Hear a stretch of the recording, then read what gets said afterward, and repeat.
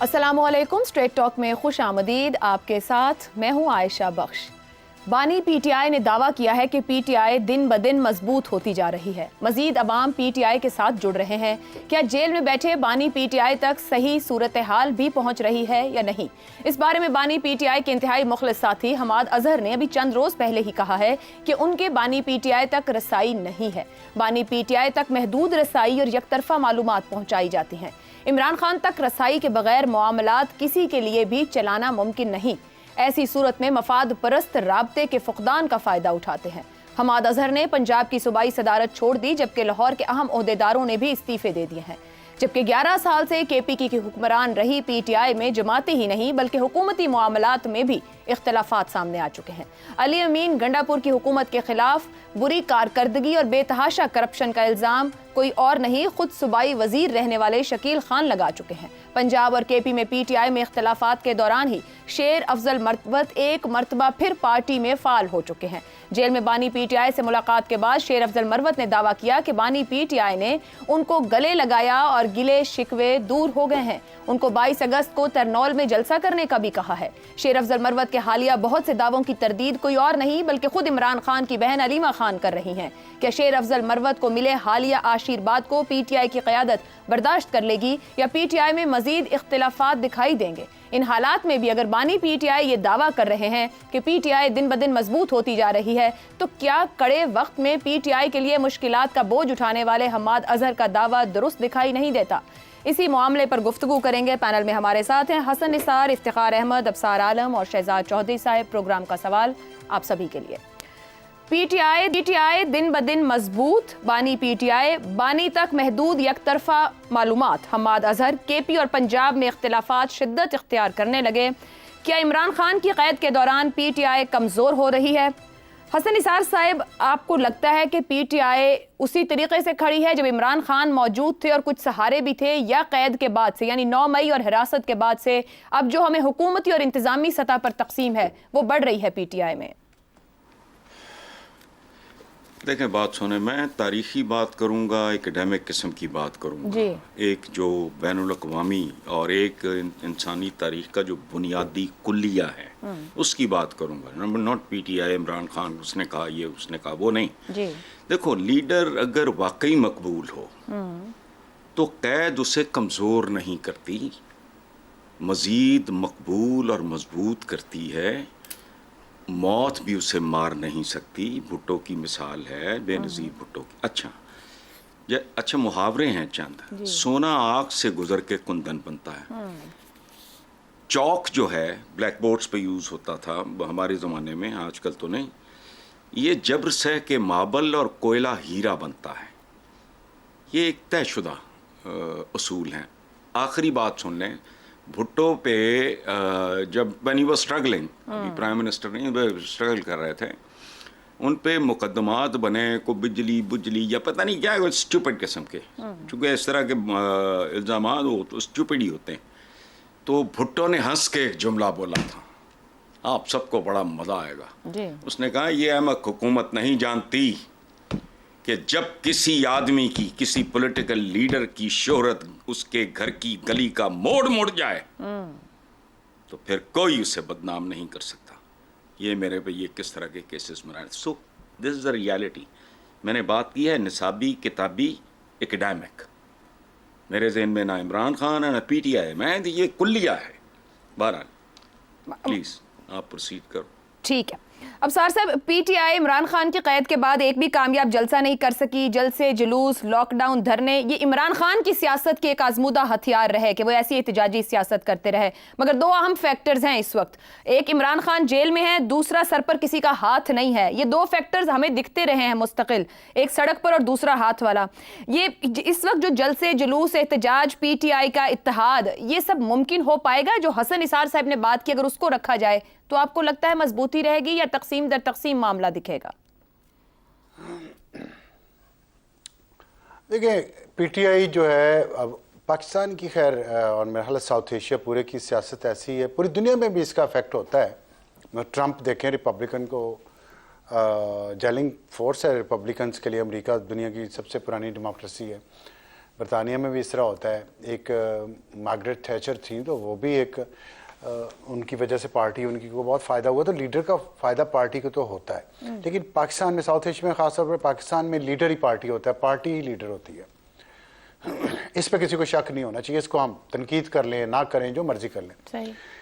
P T I Imran Khan ہے, Imran Khan P T I ہے, full stop.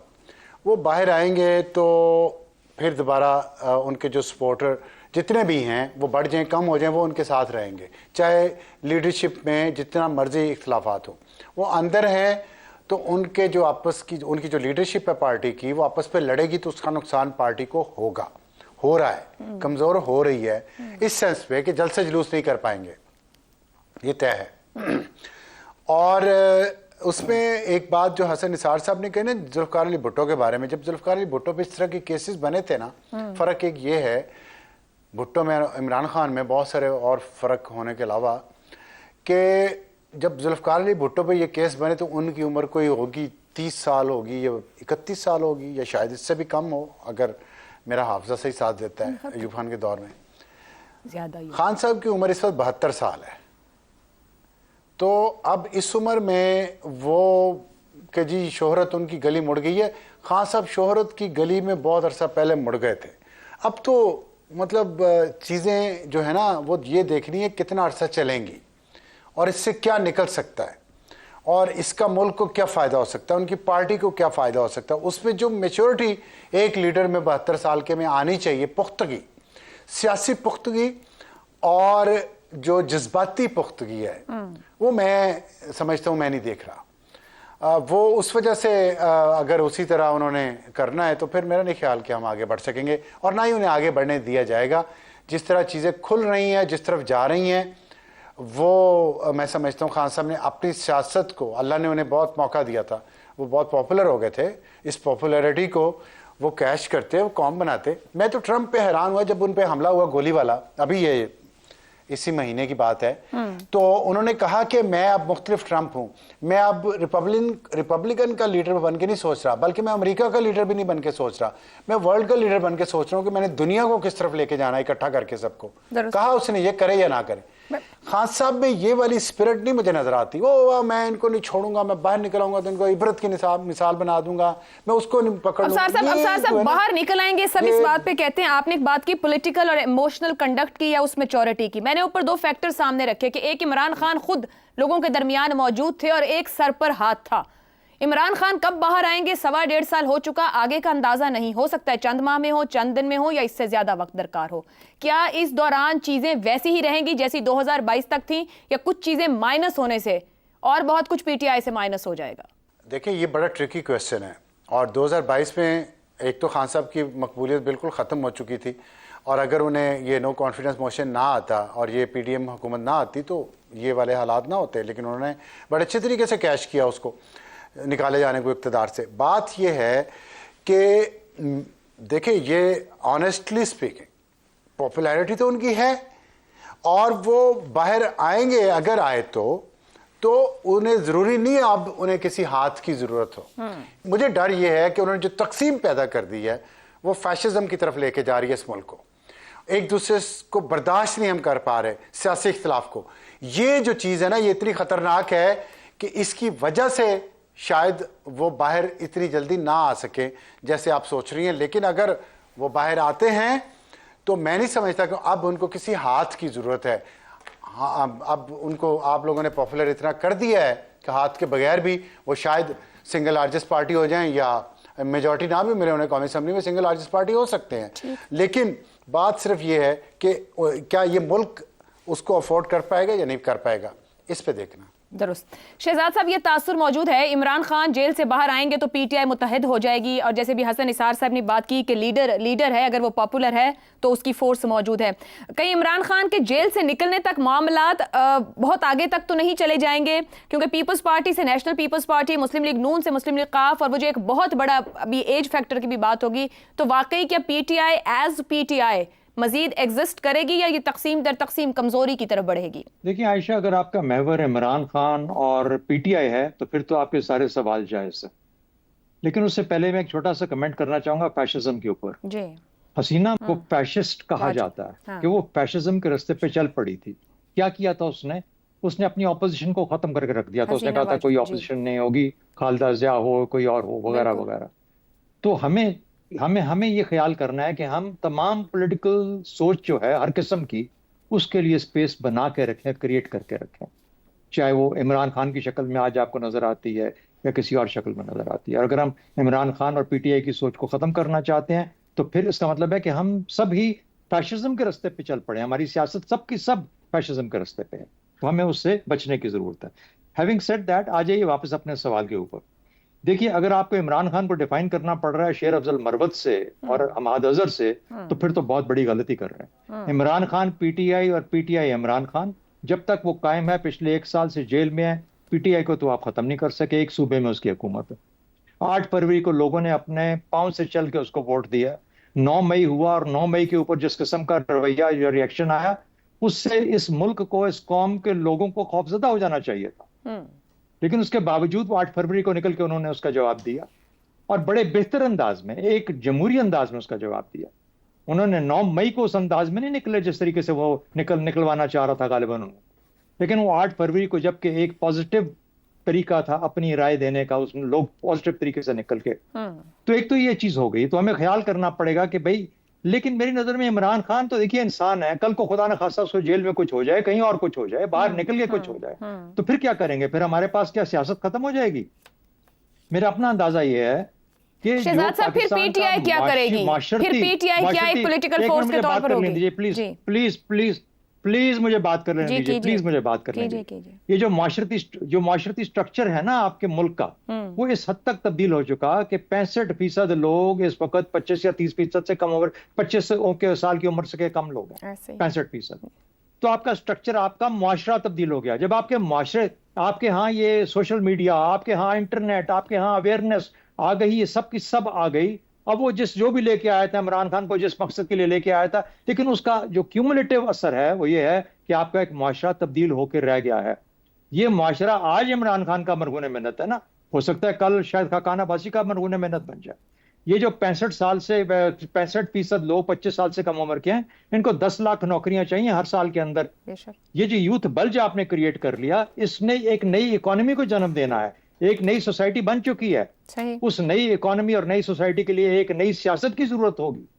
وہ پرانی ہماری پارٹیاں اب تک نہیں دے پا رہی, وہ بھی تک پرانی جنگ لڑ رہی ہیں.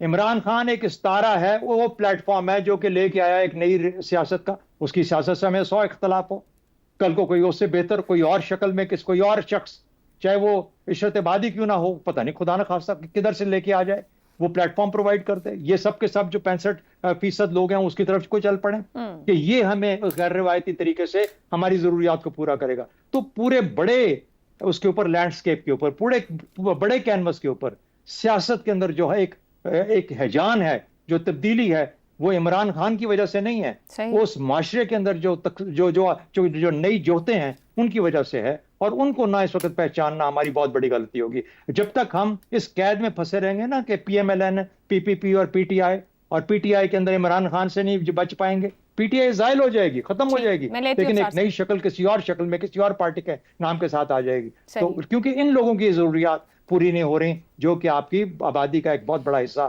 بنا جا رہا ہے. ٹھیک ہو گیا. افتخار صاحب ابصار صاحب, میں لیتی ہوں افتخار صاحب کا پوائنٹ آف ویو. افتخار صاحب, کے پی میں اختلافات 2013 سے ہمیں دکھائی دیتے رہے جب سے پی ٹی آئی کی حکومت ہے. بانی پی ٹی آئی اختلافات کو اپنے حق میں استعمال بھی کرتے رہے, ان کو ریزالو بھی کرتے رہے, معاملات کو وہاں سنبھالتے بھی رہے. ابھی اوپر حسن صاحب نے بھٹو صاحب کا حوالہ دیا, جیل میں بیٹھ کر بھٹو جیسا لیڈر اپنی جماعت کو اپنے حساب سے یا اپنی خواہش کے مطابق متحد نہیں رکھ سکے, اس طرح لے کے نہیں چل پائے. کیا عمران خان کے لیے معاملات کو کل کو باہر آ کر جب بھی آئیں ہینڈل کرنا آسان ہوگا, جماعت کو متحد رکھنا آسان رہے گا؟ یہ آپ کو کس نے کہہ دیا کہ بھٹو پارٹی کو متحد نہیں رکھ پائے؟ اپنی خواہش کے مطابق اس وقت اس طریقے سے نظر نہیں آئی چیزیں نا. بھٹو کو پھانسی اس لیے دی گئی کہ اس کی پارٹی نہیں توڑ پائے. پھانسی اس کو اس لیے دی گئی کہ وہ پاکستان کے عوام کی نمائندگی کرتا تھا. یہ آپ کو کس نے کہہ دیا کہ اس کی پارٹی کے اندر اس کا کوئی ایسا اختلاف تھا؟ لوگ جماعت سے علیحدہ نہیں ہوئے. کون اس وقت کون علیحدہ ہوا؟ اس کو جو ان کی حیثیت کیا تھی؟ उनको जानता कोई दो चार नाम मुझे गिनवा दें आप, तो नहीं, चलो ठीक है, बिल्कुल नहीं गलत, ये कंपैरिजन गलत है। अच्छा ठीक है, this is absolutely different comparison. Zulfikar Ali Bhutto का कंपैरिजन मुझे नहीं पता क्यों अब किया जाता है, जबकि इतनी बातें की जा रही हैं कि नौजवानों का एक उभार आ गया और इकोनॉमी एक नई डायमेंशन मांगती है। तो नौजवानों का ये उभार तो पिछले 10 साल से खैबर पख्तूनख्वा में है ये नहीं, तो वहाँ पे कौन सी लाखों नौकरियाँ उनको दे दी गई? उस जमात ने वहाँ पे क्या डिलीवर किया जिस जमात के बारे में खौफजदा किया जा रहा है कि जो ये नौजवानों का एक उभार है इसको मान लो और इसकी बुनियाद पे जो कुछ वो पार्टी करना चाहती है। 2/3 किस बुनियाद पे मिली? 2/3 भी तो मिली ना वहाँ पे। कहाँ पे? नहीं, मेरी सवाल 2/3 मिलने, यही तो मेरा सवाल है। यही तो मेरा सवाल है कि मुझे डराया जाता है एक बल्ज से। ठीक है, मैं कहता हूँ गुड, वेरी गुड, मैं मानता हूँ बल्ज है, चले हकीकत से, चले हकीकत को मान लेते हैं। उस हकीकत को सामने रखते हुए 10 सालों में वहां पे इक़्तिदार जब इनके पास है तो वहां पे इस नौजवानों को कितने लाख नौकरियां फराहम की गई, ये सवाल उठाया जाएगा और सवाल पर डिबेट होनी चाहिए इस पाकिस्तान के अंदर। ये हमने ज्यादती की अपने साथ भी कि उस सूबे में उनकी हुकूमत की कारकर्दगी को ज़ेर बहस लाने नहीं दिया। हम ज़ेर बहस लाए हैं 2 अफराद के हवाले से जो आपने बात की, एक का नाम हमाद अजहर है, शेर अफजल है और असलम इकबाल है। पार्टी के अंदर इख्तलाफात होते हैं और ये पार्टी के अंदर इख्तलाफात रहेंगे, लेकिन सवाल ये आपका क्या है? आप पार्टी के अंदर इख्तलाफात की बात करते हैं, मैं आपको बता दूं ये इख्तलाफात इमरान खान को नुकसान नहीं पहुंचाएंगे। इमरान एक ऐसी शख्सियत के तौर पे इमर्ज गया कि जिसको लोग चाहते हैं, मान लिया। अभी हमारे आज की डिबेट में ये बात की गई कि लोगों ने 9 मई के वाक़े को भुला दिया और अपने कदमों पे चल के गए और वोट डाले, और इसका कोई साइंटिफिक एनालिसिस हमारे पास नहीं अभी तक आया। अभी तक सिर्फ 33 पिटीशंस हैं इस हवाले से अदालत के सामने जो ट्रिब्यूनल बने हैं। हमें जज्बाती नहीं होना चाहिए और इस हकीकत को तस्लीम करना चाहिए कि पाकिस्तान के मसाइल हैं। इस हकीकत को तस्लीम करना चाहिए, सिर्फ इमरान बूढ़ा नहीं हो रहा, उसके साथ बाकी लीडरशिप भी बूढ़ी हो रही है। तो ये सारी सियासी पार्टियों के लिए मैसेज होना चाहिए ना कि नौजवानों का जो उभार है, और सारे सूबों की बात होनी चाहिए, एक सूबे की बात तो नहीं की जा सकती। तो ये उभार मुझे बलूचिस्तान में तो वैसे नज़र नहीं आता इन दी फेवर ऑफ इमरान खान, मुझे ये उभार तो नज़र नहीं आता उसके सिंध में इन दी favour of mister Imran Khan. तो बड़े आराम से सवाल मेरे जहन में आ रहा है, आपकी गुफ्तगू, शहजाद साहब की गुफ्तगू, अगर आप उसको एड्रेस करें कि पिछले 8-10 साल में हमने बयानिए की जंग और सियासी हैजान की शिद्दत देखी है, वो यूथ बल्ज की वजह से है? नो, फिर एब्सोल्युटली किस वजह से? मेरा पॉइंट यही है, आई रिस्पेक्ट यूथ बल्ज। मैं अपने ज़माने में नौजवान जब था तो मैं ऐसी इंकलाब की बात करता था, सोचता था। नतीजा है कि आज मैं मजदूरी करता हूँ और आज मुझे फारिग कर दिया जाए तो कल मुझे मजदूरी शायद ना मिले। मेरी बात सुने आप गौर से। ठीक है, इस बल्ज की बात करनी बड़ी प्यारी लगती है, इसमें रोमांसिज्म है, रोमांटिक अप्रोच है ये, आई अप्रिशिएट। लेकिन सवाल ये है कि हकीकत में जहाँ 10 साल से वो हुक्मरान है, इसका फायदा वहाँ की इस नौजवान उभार को क्या मिला? मेरा जवाब है, जो मेरा इल्म है, जो मेरी मालूमात है, मेरे ख्याल में वहाँ पे कोई फंडामेंटल चेंज नहीं आई। ठीक हो गया। तो सिर्फ हम इस नारे की बुनियाद पर सपोर्ट नहीं करते। Imran is a popular leader, no doubt, he will continue to be a popular leader until the next election या next कोई अपना उसको चैलेंज का सामना न करना पड़े। दुरुस्त हो गया जी। अब सार साहब आप कुछ कमेंट करना चाह रहे हैं? मैं इसी ये पॉपुलर लीडर की जो बात कर रहे हैं इफ्तिखार साहब और यूथ बल्ज की, और यहाँ कहा गया कि फैशिज्म का मुकाबला जो है वो फैशिज्म, ये भी फैशिज्म है जो हो रहा है। तो मैं इस पे हैरान हूँ कि अगर कोई कौम को तकसीम कर दे और नफ़रतें बोए, जहर घोले नौजवान नस्ल के जहन में, और वो गालियां दें, वो लोगों पे बहतान लगाएं, झूठ बोलें। इफ्तिखार अहमद तो जवानी में लोगों को गालियां तो नहीं देते होंगे ना, जज्बाती तो होंगे। यहाँ तो इतनी नफरत पैदा कर दी गई है। इस फैशिज्म का मुकाबला अगर कानून के नफाज से फैशिज्म है तो मैं हैरान हूँ कि हमारी मुल्क की किस्मत किन लोगों के हाथों में रही है कि इसको फैशिज्म के कानून के नफाज को एक पॉपुलर लीडर पे जो फैशिस्ट रास्ते पे चल रहा था, कौम को तकसीम कर रहा था, उसको कह रहे हैं کہ یہ بھی فیشزم ہے. حیران ہوں میں اس بات پہ, ٹھیک ہو گیا, اور مجھے نہیں سمجھ آ رہی کیسے. شہزاد صاحب اس کو ایزی کر لیتے ہیں کہ معاشرے اور معیشت کو جو متبادل درکار ہے, جو آپ بھی اوپر بات کر رہے تھے, فنڈامنٹل چینج, وہ اسی راستے سے آئے گا. جی جی نہیں, میں نے واجد کی بات کی جو بالکل تقسیم کریٹ نہیں کر رہی تھی, جو بالکل نفرت کریٹ نہیں کر رہی تھی, وہ صرف اور صرف اپنی single party one party rule کو ایگزسٹ ری انفورس کر رہی تھی. تو تھوڑا سا وہ فرق محسوس کر لیجیے جو آپ کہہ رہے ہیں. نہیں, تو آپ بھی یہی چاہ رہے ہیں. یہ کہنے کا مطلب یہ ہے کہ جو آج کل کی سیاست ہے اس میں بھی خان صاحب یہ چاہ رہے تھے نا, یہی تو غلطی ہے ہماری. بچنے کی ضرورت ہے. یہ تو غلطی خان صاحب یہ چاہ رہے تھے, ابھی بھی چاہ رہے ہیں. اس سے بچنے کی نہیں, آپ ڈیفائن غلط کرتے ہیں نا اس کو. جب میں جس طریقے سے ڈیفائن کر رہا ہوں اس کے اندر میں کہہ رہا ہوں آپ ڈیفائن غلط کرتے ہیں. میں کہہ رہا ہوں آپ ڈیفائن غلط کرتے ہیں. میں کہہ رہا ہوں آپ ڈیفائن غلط کرتے ہیں. اور دنیا نہیں سوچتی, آپ پڑھ لو بنگلہ دیش کا. دنیا نہیں سوچتی, ہم ایسے سوچتے ہیں نا. میں دنیا کا ذمہ دار تو نہیں ہوں, میں تو دیکھ رہا ہوں جو میرے ملک میں ہو رہا ہے. آپ کی سوچ مختلف میرے ملک میں ایسے ہی ہو رہا ہے نا. آپ دونوں کا پوائنٹ آف ویو اپنی جگہ دوسرے قوم کو تقسیم کیا. ایک بریک لیتے ہیں, بریک سے واپس آئیں گے تو ہم بات کریں گے آڈیو لیکس اور جرائم کس کی تحقیق پہلے, اس بریک کے بعد. پروگرام میں ایک بار پھر خوش آمدید. سپریم کورٹ نے بشرا بی بی اور سابق چیف جسٹس ثاقب نثار کے بیٹے نجم الثاقب کی مبینہ آڈیو لیکس کیس میں وفاق کی اپیل منظور کرتے ہوئے فون ٹیپنگ سے متعلق اسلام آباد ہائی کورٹ کا حکم نامہ معطل کر کے تا حکم ثانی مزید کارروائی سے روک دیا ہے. 5 جولائی کو وفاقی حکومت نے آڈیو لیکس کے معاملے پر اسلام آباد ہائی کورٹ کا 25 جون کا حکم سپریم کورٹ میں چیلنج کیا تھا. جسٹس بابر ستار نے 25 جون کے حکم نامے میں کہا تھا کہ کسی قسم کی بھی سرویلنس غیر قانونی عمل ہے. ان کا کہنا تھا کہ وزیر اعظم بتائیں کہ کس قانون و آئین کے برخلاف شہریوں کی سرویلنس کی جا رہی ہے. وزیر اعظم بتائیں کہ لافل انٹرسیپشن مینجمنٹ سسٹم کی تنصیب اور میس سرویلنس کا ذمہ دار کون ہے. وفاقی حکومت نے درخواست میں موقف اپنایا تھا کہ اداروں کے سربراہان کی طلبی اور ان سے رپورٹس منگوانا فیکٹ فائنڈنگ کے مترادف ہے. اسلام آباد ہائی کورٹ کے پاس از خود نوٹس لینے کا اختیار نہیں ہے. درخواست میں کہا گیا کہ اسلام آباد ہائی کورٹ کے سنگل بینچ نے حقائق کے منافی فیصلہ دیا ہے. گزشتہ روز عدالت نے کہا کہ 29 مئی اور 25 جون کا حکم اختیار سے تجاوز, اسلام آباد ہائی کورٹ کو از خود نوٹس کا اختیار نہیں. جسٹس نعیم اختر افغان نے ریمارکس دیے کہ بدقسمتی سے کوئی سچائی تک پہنچنا ہی نہیں چاہتا. انکوائری کمیشن بنا, سپریم کورٹ نے اسٹے آرڈر دے دیا, کیس دوبارہ مقرر ہی نہیں ہوا. گزشتہ برس پی ڈی ایم حکومت نے موجودہ چیف جسٹس قاضی فائز عیسیٰ کی سربراہی میں آڈیو لیکس کے معاملے کی چھان بین کے لیے ایک کمیشن مقرر کیا تھا, جس میں اس وقت کے چیف جسٹس عمر عطا بندیال کی خوش دامن, خواجہ طارق رحیم کی اہلیہ, ثاقب نثار کے صاحبزادے, سابق جج مظاہر نقوی, عابد زبیری اور پرویز الہی کی مبینہ آڈیو لیکس پر حکومت نے ایک انکوائری کمیشن تشکیل دیا تھا. تاہم اس وقت کے چیف جسٹس عمر عطا بندیال کی سربراہی میں سپریم کورٹ کے 5 رکنی بینچ نے اس انکوائری کمیشن کو کارروائی سے روکتے ہوئے حکم امتناع جاری کیا تھا. پاکستان میں ہونے والے کئی بڑے مالی, غیر آئینی, غیر قانونی اور غیر اخلاقی جرائم انہی کے ذریعے سامنے آتے رہے ہیں. اسی پر گفتگو رہے گی. پینل کے سامنے سوال اس طرح سے, پاکستان میں ہونے والے کئی بڑے مالی, غیر آئینی, غیر قانونی اور غیر اخلاقی جرائم آڈیو لیکس کے ذریعے بے نقاب ہوئے. قانونی, عدالتی اور سیاسی بحث کا دائرہ لیکس تک گھومتا رہا.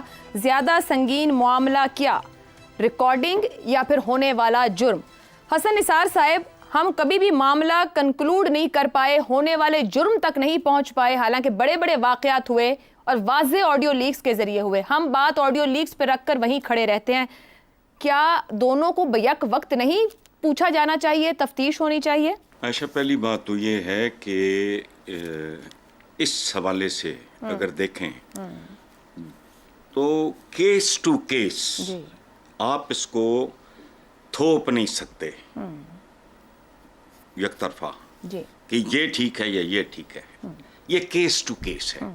اگر اسٹیٹ ہے یا فلانا کوئی اس طرح کا کرائم میں, دیکھو میرے نزدیک ٹیکنالوجی, یہ دنیا آئندہ 50 سال بعد, ہمیں تو گئے بھی پتہ نہیں کتنی دیر ہو گئی ہوگی, یہ دنیا کو رول اب بندے نہیں کریں گے, ٹیکنالوجی کرے گی. وہ آخری حکمران ٹیکنالوجی ہے. ایک بات, پرانے زمانے میں دیکھو یہ کیس ٹو کیس, پہلے بات میں نے عرض کی ہے. دوسرا, پرانے زمانے میں کھوجی ہوتے تھے, اب ٹیکنالوجی ہے. وہ دن دور نہیں, یہ سنجیدگی سے آپ سننا کہ ڈاکٹرز اور وکلاء تک بے شمار پیشے ختم ہونے جا رہے ہیں. یہ یاد رکھنا, another 25, 30, 40 years نام بھی نہیں سنو گے بالکل ایسے جیسے آج نہ لٹھیت ہوتے ہیں نہ برچیت ہوتے ہیں. یہ بہت کھاتے پیتے متمول لوگوں کے ساتھ یہ ضروری ہوتے تھے. اچھا نہ ڈولیاں نہ کہار نہ فیل خانے نہ اسپ خانے, اب تو گاڑیاں ہیں. اچھا نہ گھوڑے ہیں نہ ہاتھی ہیں, نہ مشقیں رہ گئیں نہ ماشکی رہ گئے, نہ پینجے رہ گئے نہ روئی پنجنے والے رہ گئے. ایک بات آپ کو ہضم ہوتی ہے نہیں ہوتی, آپ کو پسند آتی ہے نہیں آتی, آج آپ کے بلڈ گروپ کا فیصلہ کو پیر فقیر نہیں کر سکتا. آج آپ کا ڈی این اے ٹیسٹ ہوتا ہے, اس پہ پیسے لگتے ہیں, کھل کے سامنے آ جاتا ہے. یو کی ناٹ ایون برائب دم. صحیح. سو پلیز اس لیے ٹیکنالوجی کی عزت کرو, اور میرے نزدیک جرم, ٹھیک, اس کو جرم کو پہلے ڈیفائن کرو. اگر میری پرائیویسی ہے یا کسی اور کی, ابصار صاحب کی کوئی شرارت ہے پکڑی جاتی ہے, وہ میں بالکل اس کو ٹھیک ہے, ٹھیک ہے, سمجھ گئے بات میری کہ ٹھیک نہیں؟ ہے, سمجھ گئے, شرارت پہ آ گئے, دیکھیں اندازہ اچھی طرح سمجھ گئے. افتخار صاحب, پاکستان میں آڈیو لیکس کے ذریعے بڑے بڑے جرائم سامنے آئے. آتی ہوں ابصار صاحب آپ کی طرف, ٹھہریے ذرا. افتخار صاحب, ججوں کی کرپشن, اداروں پر حملے ہوں, من پسند فیصلے لینے ہوں, ٹکٹوں کی خرید و فروخت ہو, قومی خزانے کی لوٹ ہو, یہ سب کچھ عوام کو پتہ چل جاتا ہے, کوئی نہ کوئی آڈیو سامنے آتی. ہر جرم اس بنا پر دب گیا کہ آڈیو کیوں لیک کی, کس نے لیک کی, کب لیک ہوئی, کیسے لیک ہوئی. یہی پوچھتے رہیں گے یا جرم کے اوپر بھی بات ہوگی؟ میں بالکل اتفاق کرتا ہوں اپنے دوست سے کہ آخری حکمرانی جو ہے وہ ٹیکنالوجی کی ہے. اور یہ جو باتیں آپ نے بتائی ہیں, جو کیسٹ ہم سن رہے ہیں, ان کے ٹیسٹ ہیں نا. کیوں لوگ بھاگتے ہیں اپنے آواز کو ٹیسٹ کروانے سے؟ کیونکہ وہ ٹیکنالوجی کا ایک پروسیس ہے. کیوں اس فرانزک اسسمنٹ سے بھاگتے ہیں اور اسٹے کا سہارا لیتے ہیں؟ نہیں جناب, جو واقعہ ہے لوگوں نے سنا ہے, ٹیکنالوجی کا سہارا لیا جائے اور اس کی بنیاد پر فیصلہ کیا جائے یہ جعلی ہے یا اصلی ہے. سر بات وہاں تک جاتی نہیں نا, بات یہاں کھڑی ہو جاتی ہے. آڈیو کس نے ریکارڈ کیا, لیک کیسے ہوا, بات یہاں رہتی ہے. نہیں, عدالتیں دیکھو, یہ بہت تکنیکی قسم کی گفتگو ہو جاتی ہے. میں اس تکنیکی گفتگو کا حامی نہیں ہوں. میں کہتا ہوں ایک جرم ہوا نا, میری یہ جو ہم بات کر رہے ہیں اس کی ریکارڈنگ اگر کوئی کر رہا ہے تو اس کو یہ حق ہے کہ اس ریکارڈنگ کو استعمال کرے میرے خلاف, اور مجھے یہ حق ہے کہ میں اس کو چیلنج کروں کہ بھی چلو اس کی فرانزک کراؤ.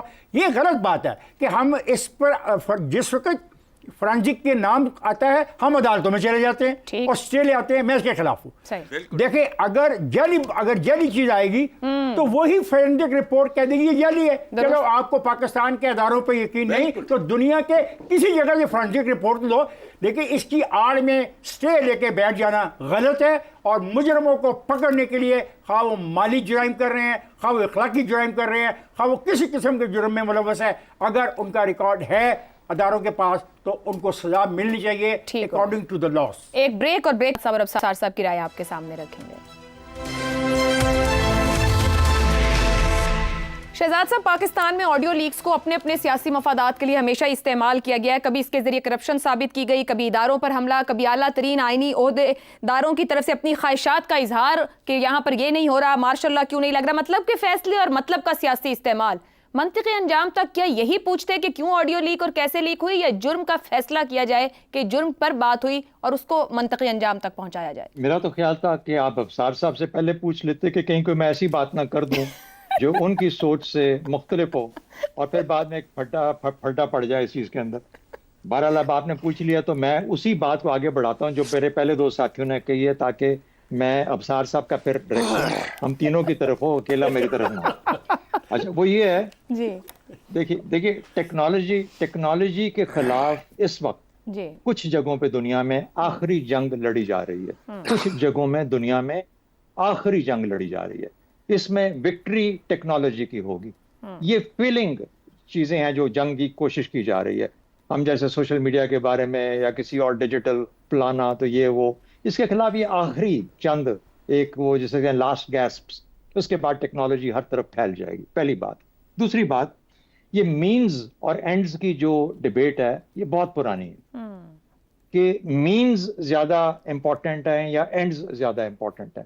اس کے لیے پھر انسان نے قانون کا ایک ذریعہ بنایا اور اس نے کہا کہ اینڈز کے لیے بھی ایک فیئر پروسیس ہونا بہت لازمی ہے تاکہ ہر انسان کو انصاف کا ایکول موقع ملے اور وہ اپنے آپ کا دفاع کر سکے. ورنہ اگر یہ مینز کے تھرو مختلف مین، چاہے وہ کوئی بھی راستہ میں اختیار کروں، اگر میں جرم پکڑ لیتا ہوں اور پھر مجھے کسی طریقے سے جب شور ہو گیا کہ جرم ہے، تو مجھے تو اس کو موقع دینے کی ضرورت ہی نہیں ہے. سزا ہو کیوں نہیں جاتی؟ سزا کیوں نہیں دی جاتی؟ یہی سوال ہے نا ہمارا کہ انصاف کا نظام اتنا سلو کیوں ہے؟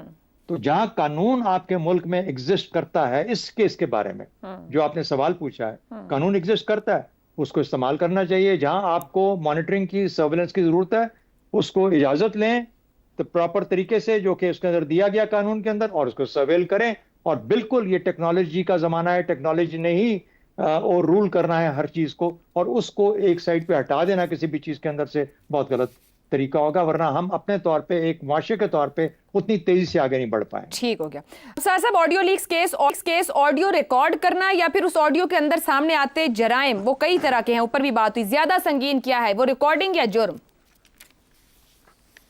دونوں چیزیں. جرم زیادہ سنگین ہے میرے خیال میں. میرے سے پہلے پینلسٹ نے جو کچھ بھی کہا، عزت و احترام ان کا میرے پہ واجب ہے، کرتا رہوں گا. لیکن ملک میں جو کچھ ہو رہا ہے اس کو صرف اس وجہ سے خاموش نہیں رہ پاؤں گا کہ ایک بہت پاپولر بندہ وہ کر رہا ہے اور وہ بہت ہینڈسم ہوتا تھا کسی وقت، تو وہ جو چاہے کر سکے. ہوگا لاڑلا، میرا نہیں ہے. میرے لیے یہ مٹی پہلے سب سے لاڑلی، اور اس کے لوگ وہ سب سے زیادہ لاڑلے ہیں. اور ہم نے جتنا فیشزم برداشت کیا ہے، دیکھا ہے، اس سے زیادہ کہ اب برداشت ہی نہیں ہے. یہ ہوگی بات. دیکھیں آپ نے ہوا کیسے آڈیو لیکس میں. اور یہ ثاقب نثار کے 3 واقعہ صرف آپ کو بتاتا ہوں. پہلے یہ تھا کہ ایک جج رانا تھے، پتہ نہیں کیا رانا ان کے نام کے ساتھ آتا تھا، جو گلگت بلتستان کے تھے. انہوں نے ایک الزام لگایا ثاقب نثار پہ. اس پہ اسلام آباد ہائی کورٹ نے ان کو ریلیف دے، ان کو کٹہرے میں کھڑا کر دیا جنہوں نے الزام لگایا تھا. دوسرا، بجائے اس کی تحقیقات کرانے کے، دوسرا ثاقب نثار کی آڈیو ریکارڈنگ آئی جس میں وہ کہہ رہے ہیں کہ مجھے وہ کہہ رہے ہیں کہ نواز اور مریم کو آنے نہیں دینا. اس پہ کوئی تحقیقات نہیں ہوئی، اس پہ بھی اس کو بھی آگے بڑھنے سے روک دیا.